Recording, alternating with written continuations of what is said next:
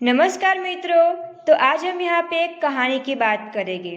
कहानी इस तरह की है कि आप बुरे काम करोगे तो आपका नतीजा भी बुरा ही होगा, तो आप उसे अंत तक सुने। एक बार की बात है, ढोलकपुर नामक गांव में हर बार पड़ने वाले ठंड से इस बार की ठंड कहीं ज्यादा थी। पूरा ढोलकपुर जंगल ठंड से परेशान था। गज्जू हाथी, कुकू कोयल, कौवा, चंपू गधा, मोटी बंदर और चंपा लोमड़ी सब बस एक बढ़िया गर्मा गर्म घर बनाने में लगे थे। और फिर एक दिन चीकू खरगोश का घर बनकर तैयार हो जाता है। वो उसमें खुशी खुशी रहने लगता है। तभी एक दिन चंपा लोमड़ी वहां आती है और बहुत दुखी होकर चीकू खरगोश से कहती है, अरे चीकू खरगोश, तुम तो बहुत समझदार निकले।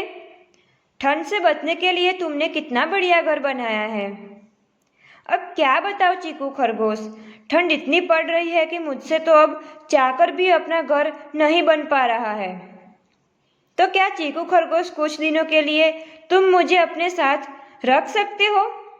मैं तुम्हें बढ़िया बढ़िया खाना बनाकर खिलाऊंगी। चीकू खरगोश उसकी बात मान जाता है और उसे अपने साथ अपने घर में रहने देता है।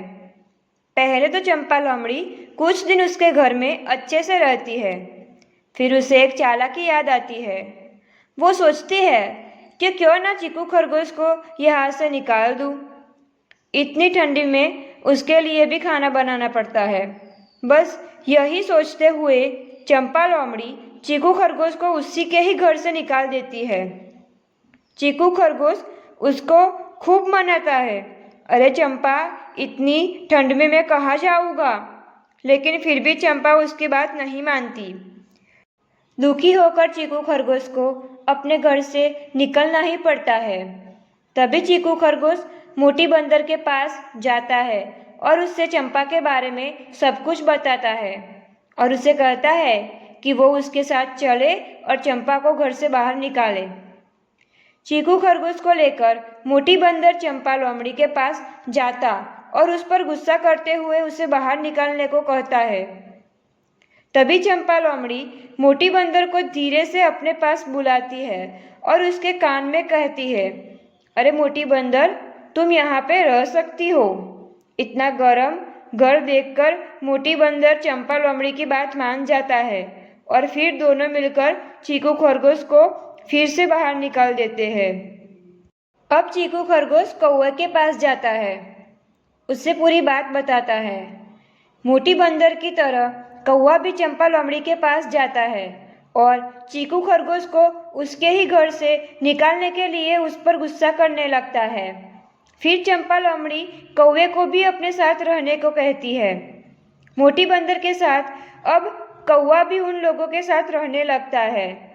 ये सब देखकर चीकू खरगोश को अब कुछ भी समझ नहीं आ रहा था। जिसको भी लेकर आ रहा था वो सब चंपा के साथ उसी के ही घर में रहने लग जा रहे थे। तभी चीकू खरगोश को गज्जू हाथी का ख्याल आता है, क्योंकि पूरे ढोलकपुर जंगल में अगर कोई समझदार है तो वो है गज्जू हाथी। बस यही सोचते हुए चीकू खरगोश ठंड में कम कपाते हुए गज्जू हाथी के पास पहुंचकर उसे सारी बात बताता है। पर अंदर ही अंदर चीकू खरगोश डरता भी रहता है, कहीं ऐसा न हो मोटी बंदर और बल्कि कौवा की तरह यह भी चंपा लोमड़ी की बात में आ जाए और उसके साथ रहने लग जाए। चीकू खरगोश जग्गू हाथी के बारे में ऐसा सोच ही रहा था कि तभी उसे चंपा लोमड़ी की आवाज़ सुनाई देती है, अरे गज्जू दादा, आओ। इन सब की तरह तुम भी अब इस घर में रह सकते हो। और हाँ, मैंने आज गाजर का हलवा भी बनाया है। चलिए अंदर, अभी आपको खिलाती हूँ। और फिर जैसे ही गज्जू हाथी चीकू खरगोश के घर में अंदर जाता है, उसका घर टूट जाता है। सभी टूटे घर से तुरंत बाहर निकलते हैं और जोर जोर से चिल्लाने लगते हैं, अरे गज्जू दादा, ये क्या किया तुमने? इतनी ठंड में हम सब कहाँ रहेंगे? इतना गर्म घर क्यों तोड़ा? तभी गज्जू हाथी उनसे कहता है, क्या ठंड क्या सिर्फ तुम्हारे लिए है? चीकू खरगोश के लिए कुछ भी नहीं है। तुम सबने एक बार भी चीकू के बारे में नहीं सोचा। चलो चीकू खरगोश, जब तक तुम अपना नया घर नहीं बना लेते तब तक तुम मेरे साथ मेरे घर पर ही रह सकते हो। और हाँ चीकू खरगोश, एक बात और ध्यान रखना, अब से किसी की बातों में आने से पहले उसका अच्छा बुरा जरूर सोच लेना और समझ भी लेना।